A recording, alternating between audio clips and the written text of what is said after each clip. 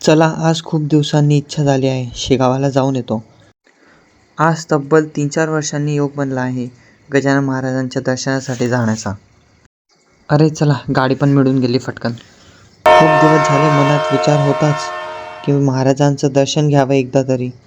आज तो योग पूर्ण झाला. सर्वात पहिले पाय धुवून घेतो आणि आपण आता दर्शनाकडे चालले जाऊ. आज तर खूप गर्दी आहे, पण काही नाही, महाराजांसाठी थोडा वेळ रांगेत उभं राहणं मला चालतं. आज खूप दिवसांनी येऊन पण असं वाटतं आहे की आत्ताच तर येऊन गेलो होतो. बघूया किती पैसे उरले आहेत तर. अरे माझं पाकिट कुठे गेलं? अरे यार, शिट.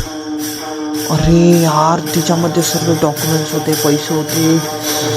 आज इतकं खूप दिवसांनी महाराजांच्या दर्शनाला येऊ म्हटलं आणि त्याच्यात पाकिट हरवून गेलं.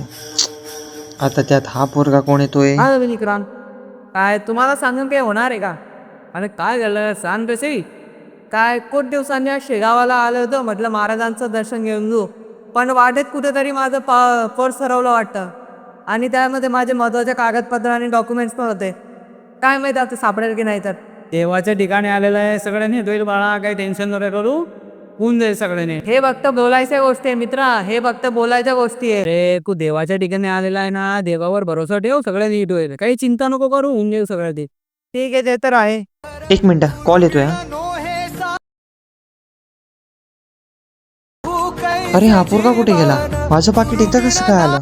याच्यामध्ये तर सर्व पैसे कागदपत्र तसे आहेत. हा मुलगा कुठे गेला? शेवटी आपण सर्व श्रींचेच दास.